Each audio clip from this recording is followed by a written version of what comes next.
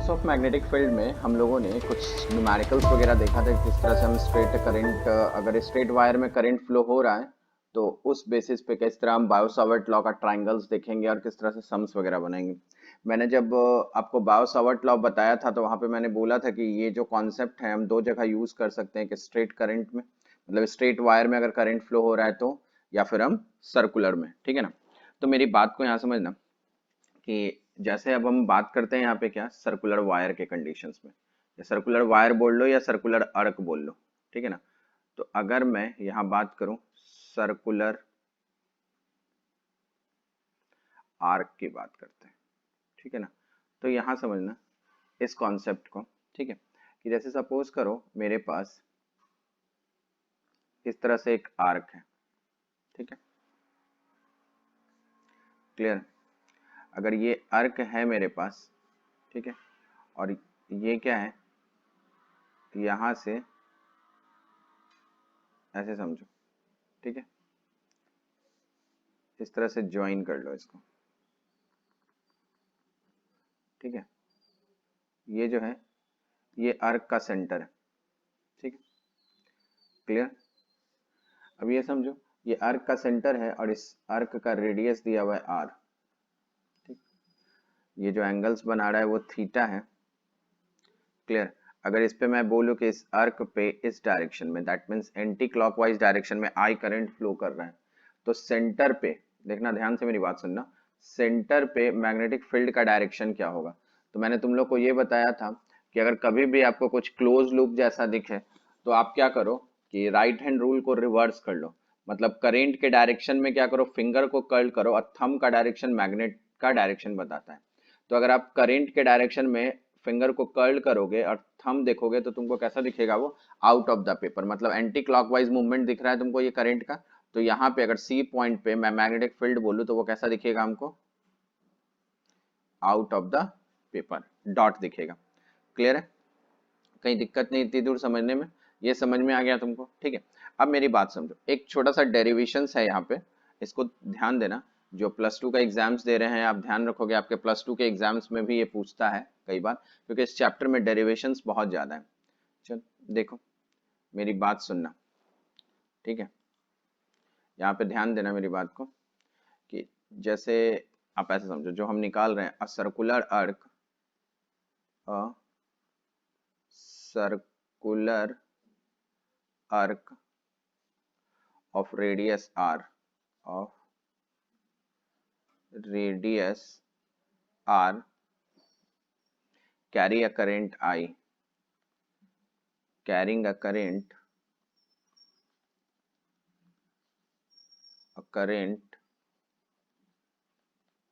I, carry a current I, ठीक है। इसका मतलब क्या हुआ समझो, इसका मतलब ऐसा है कि एक सर्कुलर लूप है अपने पास, मैं पूरा अच्छे से डायग्राम बनाता हूँ तो वो कंफ्यूजन नहीं रहेगा। देखो एक सर्कुलर लूप है अपने पास, ठीक है। इस सर्कुलर लूप में ऐसे समझो कि ये ले लो तुम अपना कि इस तरह से डायमीटर का एक्सेस बना लो, ये ऐसा है, ठीक है ना, एक ऐसे फॉर्म करो, ठीक है, क्लियर है। अब यहाँ देखो दूसरा हम इस तरह से, ठीक है, ऐसे ही समझो। और इसमें क्या करते हैं हम कि जैसे कोई छोटा सा अर्क का पॉइंट ले लो, ये जैसे सपोज करो ये सेंटर है, इस सेंटर पे हमें मैग्नेटिक फील्ड पता करना है इस पूरे सर्कुलर अर्क में, ठीक है। अगर मैं तुमको ये बोलूं कि इस पे करंट का डायरेक्शन जो है वो ऐसा है, ठीक है, करंट कैसा है, ऐसा है। अगर ये बेटा करंट ऐसा है, तुमको ओ पॉइंट पे देखना है कि मैग्नेटिक फील्ड का डायरेक्शन क्या होगा, तो तुम क्या करोगे इसमें, देखो ये क्लॉकवाइज जा रहा है तो फिंगर को कर्ल करो, कहाँ क्लॉकवाइज डायरेक्शन में, थंब कहाँ जाएगा तुमको, इनटू द पेपर। तो ये बात तो क्लियर है कि ओ पॉइंट पे जो करंट का डायरेक्शन होगा वो कैसा होगा, क्रॉस, वो कैसा मिलेगा आपको, क्रॉस। अब इसके लिए बेसिकली देखो, इसको मैं क्या करता हूँ सेंटर से मीट करा देता हूँ, जैसे सपोज करो ऐसा, इसको यहाँ पे मैं सेंटर से मीट करा देता हूँ, ठीक है, ये ऐसा, ओके। और इसमें ये जो एंगल है इसको मैं ले लेता हूँ थीटा। ठीक है, एक एक टर्म समझना ध्यान से, ठीक है ना। अब देखो ये एंगल है थीटा। ओके, अब देखो इसमें मैं क्या कर रहा हूँ कि ऑब्वियसली हमको यहाँ पे अगर करंट कैरिंग वायर है, सर्कुलर वायर है, तो ऑब्वियस हम, जैसे मैंने तुमको बताया था, कभी भी हमको डायरेक्शन कंसिडर करना होता है तो हम क्या करते हैं, एक करंट एलिमेंट ले लेते हैं। तो मैंने क्या किया, यहाँ पे ये एक छोटा सा करंट एलिमेंट बना लिया। ठीक है, ये करंट एलिमेंट बना लिया। तो अगर ये छोटा सा करंट एलिमेंट है तो what is the direction of the current element, कहाँ मिलेगा तुमको, इसका जो टेंजेंट होगा वो ऐसा होगा, ये हो जाएगा इसका टेंजेंट, जिसको हम क्या बोलेंगे, आई इंटू डी एल। ठीक है, क्लियर है, कहीं दिक्कत नहीं। अब ये देखो इसमें क्या करो, यहां से जो करंट एलिमेंट का एक साइड से इसको सेंटर पे मीट कराओ। ठीक है, ऐसा, ओके। और करंट एलिमेंट का जो दूसरा सेक्शन है ये, इसको भी क्या करो, सेंटर से मीट करा दो, ऐसा। ठीक है, अब देखो अगर मैंने ये एंगल मैं सपोज कर रहा हूं अल्फा, तो दिस एंगल क्या हो जाएगा, डी अल्फा, और ये क्या है मेरे पास, आर। ठीक है ना। अब यहाँ पे ध्यान से देखो कि मुझे इस पॉइंट पे निकालना है इस करेंट एलिमेंट की वजह से। तो इस करेंट एलिमेंट में देखो, इस करेंट एलिमेंट में और ये सेंटर से ये डिस्टेंस, ये टोटल एंगल कितना बनाएगा, 90 डिग्री। ठीक है ना, ये एंगल कितना बनाएगा, 90 डिग्री। तो देखो ये ओ जो पॉइंट है, यहाँ पे मुझे क्या करना है, मैग्नेटिक फील्ड निकालना है। तो इसी पॉइंट को अपने क्या बोलेंगे, फील्ड पॉइंट। देखो एकदम जैसा मैंने तुमको सिखाया है हम उसी स्टेटमेंट को लिख रहे हैं। ये क्या हो जाएगा मेरे पास, फील्ड पॉइंट। ठीक है, अब देखो ये फील्ड पॉइंट हो गया। तो ये जो करंट एलिमेंट है ये क्या हो जाएगा मेरे पास, इसको अपन क्या बोलेंगे, that is called a source point. यही सोर्स है, तो ये क्या हो गया, सोर्स पॉइंट। कहीं दिक्कत नहीं इसमें समझने में, ठीक है। अब यहाँ देखो, अगर यहाँ पे ये जो टेंजेंट है, ठीक है ना, ये जो करंट एलिमेंट है is the tangent of the circular wire. तो ये टेंजेंट है और ये रेडियस है, तो इनके बीच मतलब आईडीएल, देखो यहाँ मैं बताऊं तुमको, आईडीएल, आईडीएल और ये आर वेक्टर के बीच का जो एंगल होगा वो कितना एंगल मिलेगा तुमको, 90 डिग्री। ठीक है ना। तो यहाँ पे हम एक टर्म्स और यूज कर लें, इस तरह से लिख लें अगर, कि एंगल बिटवीन, एंगल, देखो angle between I D L and R vector, चलो कैपिटल आर लिखा है तो capital R vector is 90 degree. ठीक है ना, क्लियर है, कहीं दिक्कत नहीं इतनी दूर में। अब मेरी बात को समझना, ठीक है। तो जो फॉर्मूला हमने कंसिडर किया था बेटा, वो फॉर्मूला क्या था, डी बी, सिर्फ मैग्नीट्यूड लिख रहे हैं तो डी बी क्या लिखा था हमने, mu not I D L sine phi divide by 4 pi R square, ये फॉर्मूला था मेरे पास। ठीक है, तो यहाँ देखो ये जो डी एल है, तो what is the value of D L, यहाँ देखो इस जगह अगर मैं पूछूं तुमसे, तो डी एल की वैल्यू क्या हो जाएगी, डी एल क्या हो जाएगा, आर डी अल्फा। ठीक है, ये ट्रिग्नोमेट्री से बहुत अच्छे से पता है तुम लोग को।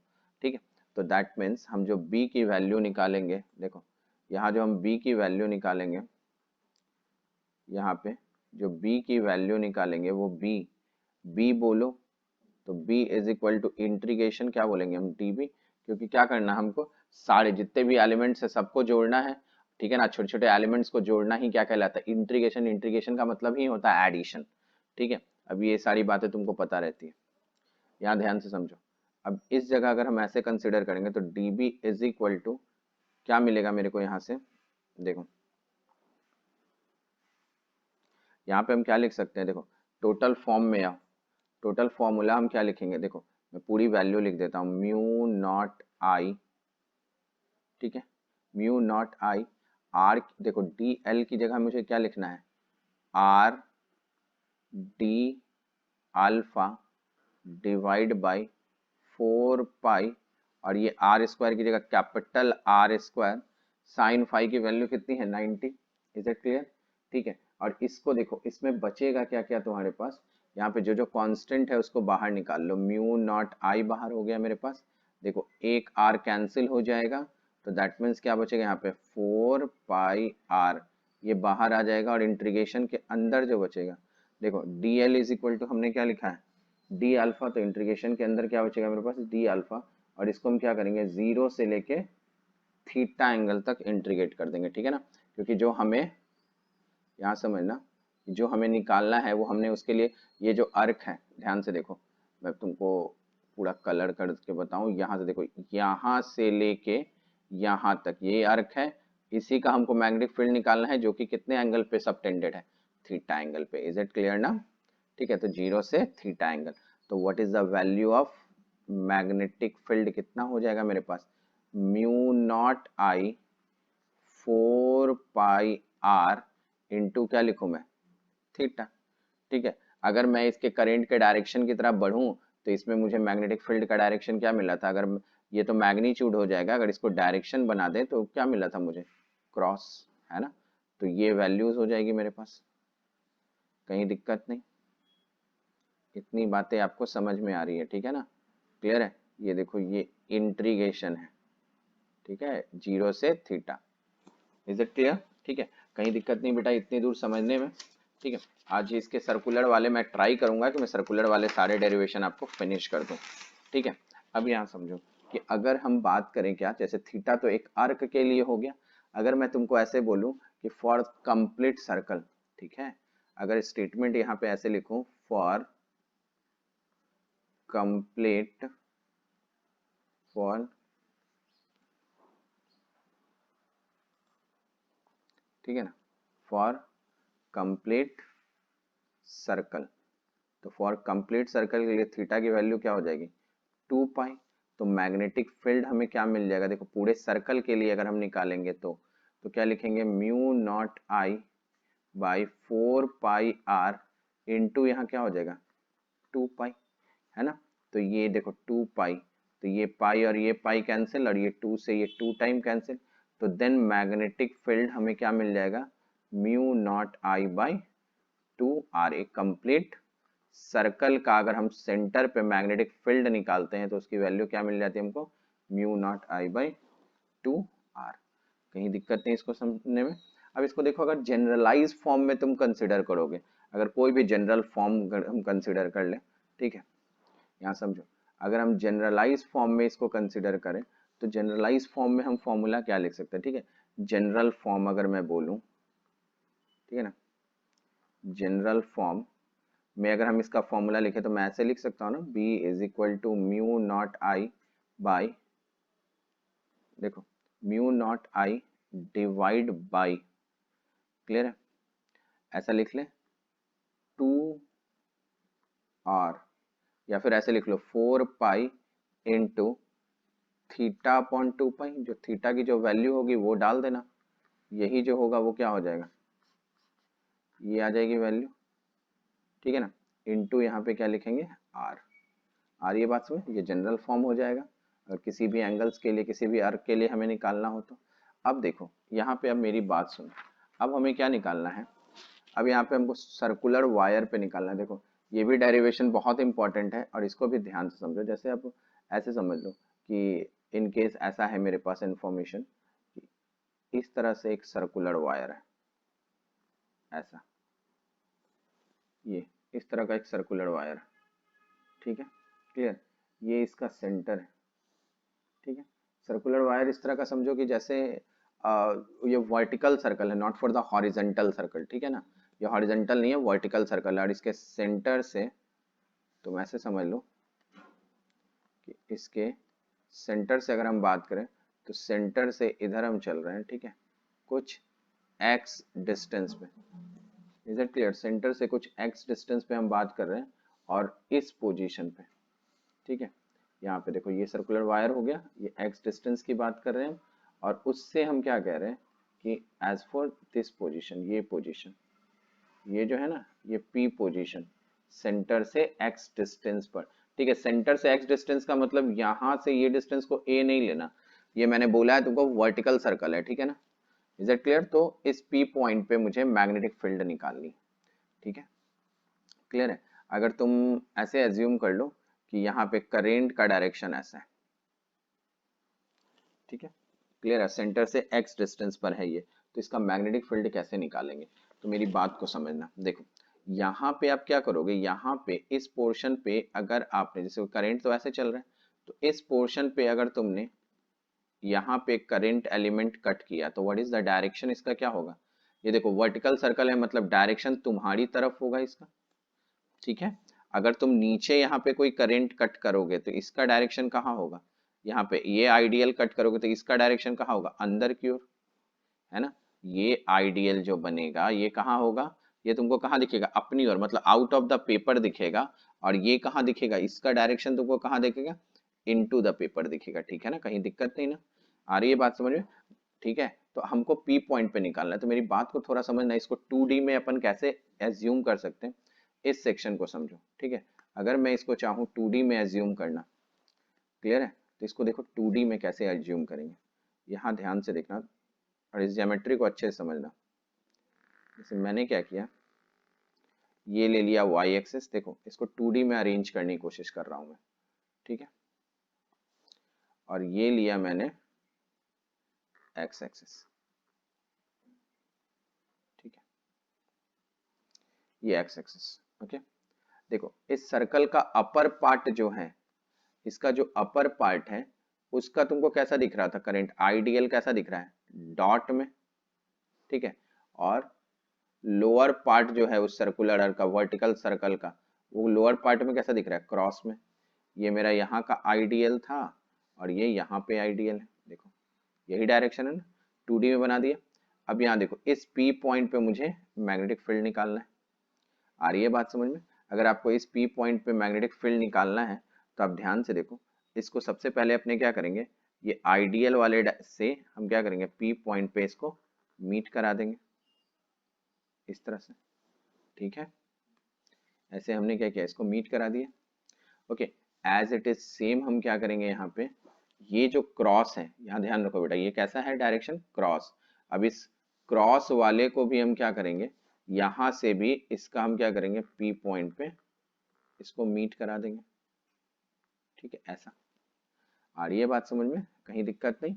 अब ये जो तुमने मीट करा दिया, अब तुम्हारे लिए क्या हो गया कि आसान हो गया कि मैग्नेटिक P पॉइंट पे मैग्नेटिक फील्ड का डायरेक्शन कैसा होगा, क्योंकि आइडियल देखो, ये जो आइडियल है, ठीक है ना, ये आइडियल है, आइडियल कहाँ दिख रहा है तुमको? ऊपर की ओर। तो थंब को क्या करो, ऊपर निकालो और P पॉइंट पे अपने फिंगर को रखो, तो कर्ल करोगे जब तुम फिंगर, तो तुमको टेंजेंट यहाँ पे कैसा बनता दिखेगा, ये देख लो।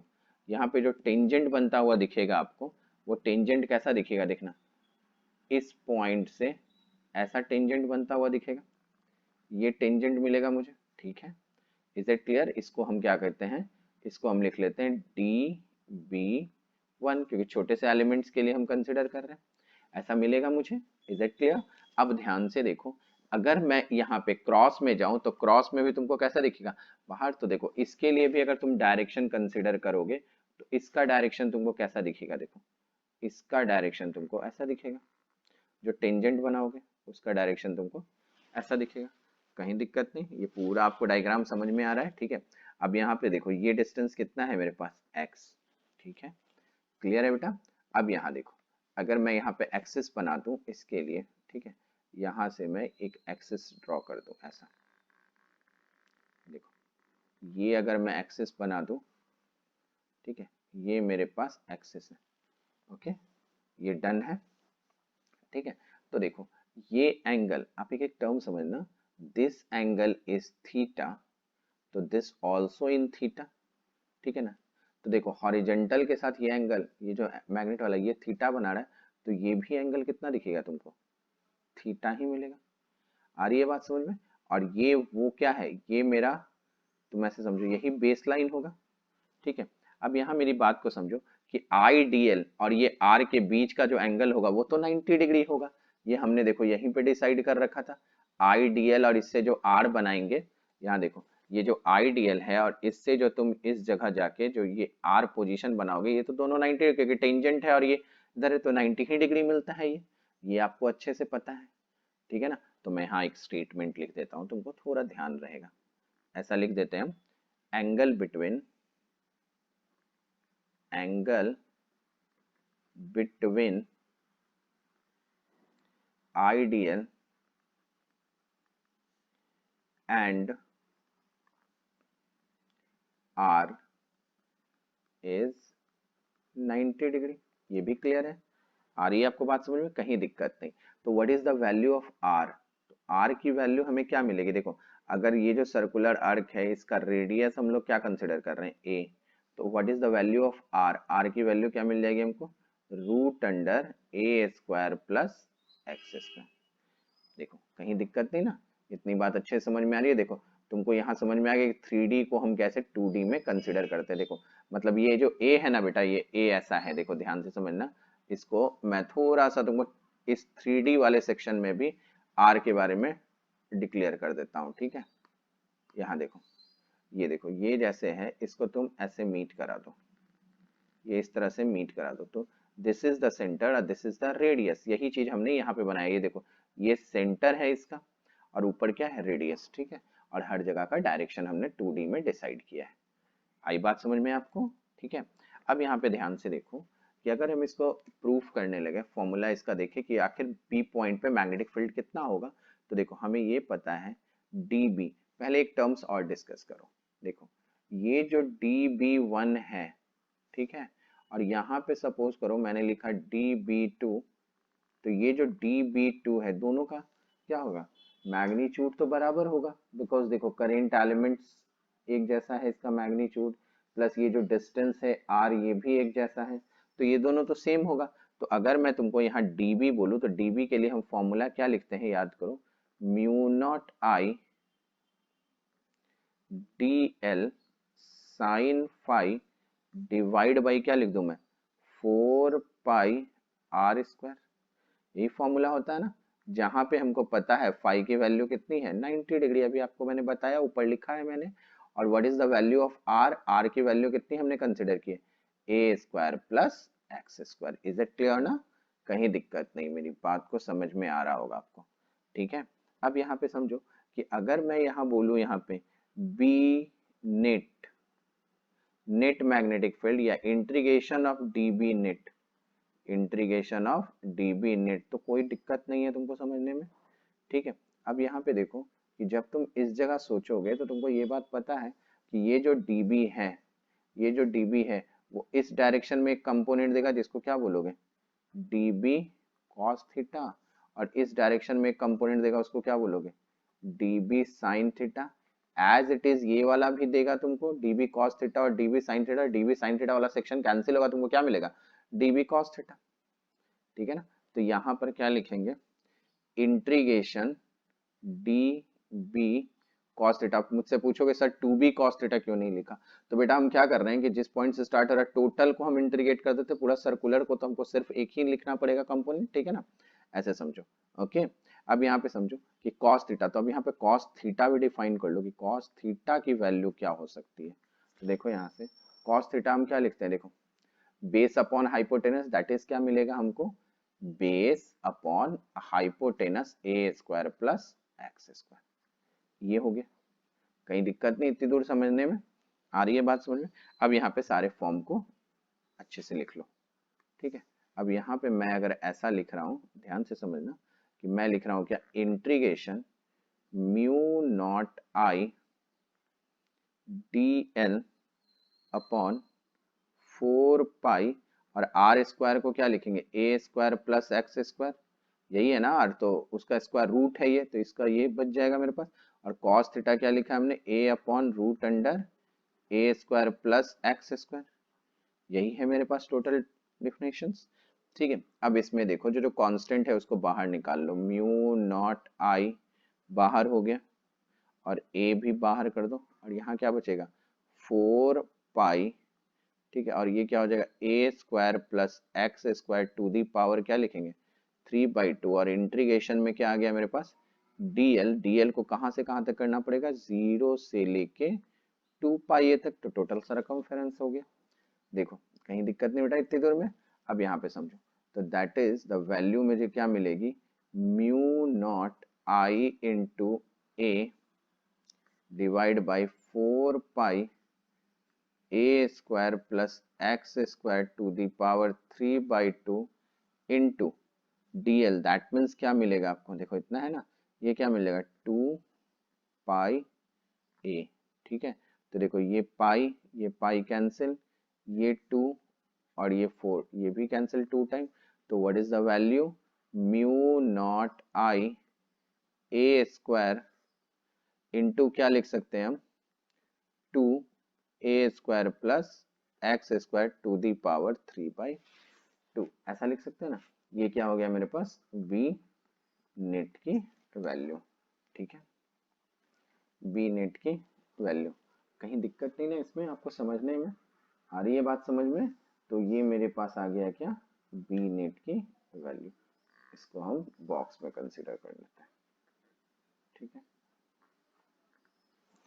ऐसा आप समझो मेरी बात को। अगर मैं ये बोलूं कि ये जो सर्कुलर वायर था मेरे पास, ये बहुत सारा n टर्म्स तक रोटेट कर रहा है, तो नंबर ऑफ टर्न्स अगर हम n ले लें, ठीक है, टोटल टर्न्स अगर मेरे पास, टोटल नंबर ऑफ टर्न्स जो है वो है n, तो बी नेट की वैल्यू क्या हो जाएगी, तो B net is equal to हो जाएगा mu naught N I a square upon 2 a² plus x square to the power 3/2, ये हो जाएगा मेरे पास। ठीक है, अब यहाँ पे थोड़ा सा एक टर्म समझोगे ना, तो जैसे याद करो तुम लोगों ने इलेक्ट्रोस्टैट में पढ़ा होगा dipole moment Q into 2L। ठीक है, उसी तरह क्या होता है यहाँ पे, हम लोग बात करते हैं मैग्नेटिक मोमेंट।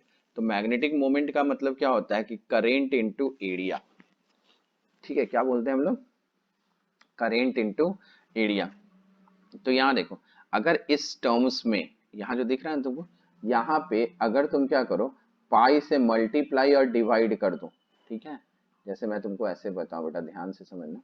अगर मैं यहाँ पे पाई से मल्टीप्लाई और डिवाइड कर दो तो ऊपर क्या मिलेगा, pi A square, that is the area. तो आई इंटू एरिया जो हो जाएगा, ठीक है ना, उसको, ठीक है, यहाँ पे उसको हम लोग क्या कहते हैं, मैग्नेटिक मोमेंट। ठीक है, इसके बारे में हम और डिटेल में डिस्कस करेंगे। बट देखो, यहाँ से हमने बहुत सारे कॉन्सेप्ट थियरीज वगैरह कर लिए हैं कंप्लीट।